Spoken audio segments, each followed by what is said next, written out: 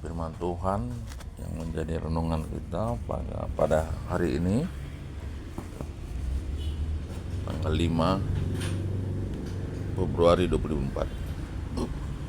Kitab 2 Samuel 16 ayat 15 sampai 23. Perikopnya Husai dan Ahitofel menghadap Absalom. Maka Absalom dan seluruh rakyat orang-orang Israel sampailah di Yerusalem, dan Ahitofel ada bersama-sama dengan dia. Ketika Husai, orang Arki, sahabat Daud itu sampai kepada Absalom, berkatalah Husai kepada Absalom, "Hiduplah raja, hiduplah raja." Berkatalah Absalom kepada Husai, "Inikah kesetiaanmu kepada sahabatmu? Mengapa engkau tidak pergi menyertai sahabatmu itu?"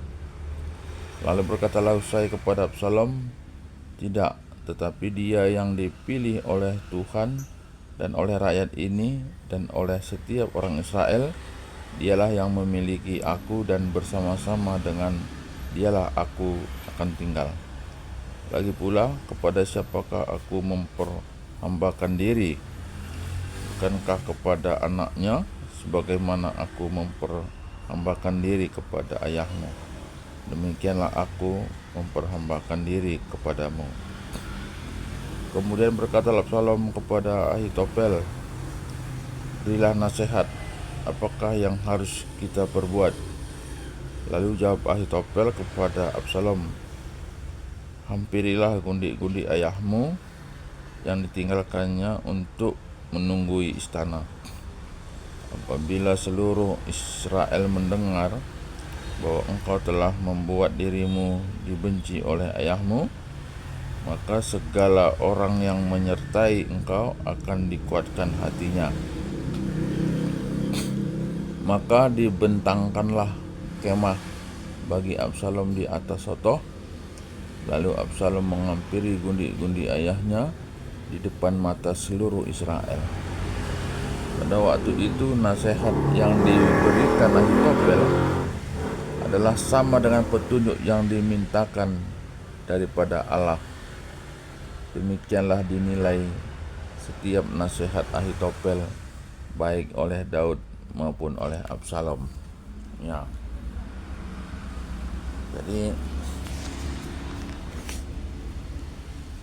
ini lanjutan dari cerita perjalanan Absalom dan Daud, di mana Absalom ke Yerusalem dan Daud keluar dari istana. Dan dalam perikop ini kita melihat satu dialog antara Absalom dengan Ahitofel, yaitu pegawai Daud yang kembali ke Yerusalem. Nah, dalam perikop ini kita melihat bagaimana Ahitofel mendekatkan diri untuk menjadi sebagai hamba dan memberikan satu nasihat. Nah, apakah Ahitofel ini menyadari satu nasihat itu adalah sebagai satu bentuk nubuatan? Tidak dijelaskan. Atau dia hanya bagaimana supaya Absalom ini dibenci oleh ayahnya, gitu ya, dengan mengambil gundik-gundiknya. Tapi yang menjadi renungan bagi kita, bagaimana siapapun bisa dipakai Tuhan, gitu ya, untuk menyatakan apa yang Tuhan sampaikan, baik yang sudah disampaikan sebelumnya maupun segala sesuatu yang memang Tuhan rancangkan. Nah, jadi dalam perikop ini sebetulnya adalah nubuatan yang sudah disampaikan sebelumnya. bagaimana dampak dari dosa yang dialami atau yang dilakukan oleh Daud itu adalah yang mengambil istri Uria, yaitu bahwa istrinya akan diambil orang dan dipertontonkan. Nah, seperti itu. Jadi kalau kita melihat apa yang terjadi pada perikop ini, sebetulnya adalah sesuatu kengerian gitu. Suatu kengerian dari dampak dari satu dosa. Nah, tapi kemudian apalagi yang kita bisa ambil dari sini, bahwa kadang-kadang kita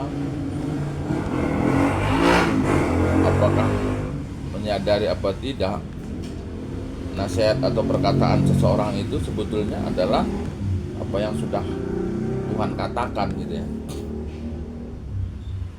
Apa yang dikatakan oleh seseorang kepada kita adalah sesuatu yang Tuhan rancangkan, baik sesuatu yang negatif atau sesuatu yang positif. Nah, kita juga sering mendengar bagaimana orang-orang yang mungkin bukan golongan kita, bukan juga kita terlalu kenal, tapi orang itu dipakai Tuhan untuk menolong kita. Nah, itu juga mungkin kita tidak pernah sadari bahwa begitulah cara Tuhan untuk menyampaikan sesuatu yang positif. Tapi kita juga kadang-kadang tidak menyadari bagaimana orang-orang menyampaikan satu pesan yang sebetulnya Tuhan sampaikan. Tuhan yang memberi pesan itu untuk memperingatkan kita gitu ya, untuk mengingatkan kita, untuk menyadarkan kita ya, yang dipakai orang lain. Nah, itu juga mesti kita ya lebih peka gitu ya. Kita mestinya lebih peka. Dari pembacaan firman ini mesti kita lebih peka apa yang kita dengar, apa yang kita lihat dalam kehidupan kita sehari-hari. Nah, tentu untuk lebih peka itu kita ya perlu banyak baca firman Tuhan supaya kita bisa melihat bagaimana pola Allah, cara kerja Allah dalam kehidupan manusia baik zaman dahulu ya tentu juga akan terjadi pada saat ini. Nah, jadi marilah kita belajar dari perikop ini. Pertama, bagaimana dampak dari satu dosa, dan kedua, Tuhan bisa menyampaikan nubuatan atau apa yang akan terjadi dari nubuatan yang sudah disampaikan, atau satu pesan baru untuk Tuhan mengingatkan, atau satu pesan untuk menolong kita yang mungkin orang itu tidak kita kenal. Mungkin orang itu bukan kelompok kita, tapi begitulah cara Tuhan dalam melakukan sesuatu. Tidak begitu sulit gitu.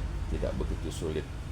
Nah, tentu ini juga kita bisa melihat seberapa besar kuasa Tuhan dalam kehidupan manusia.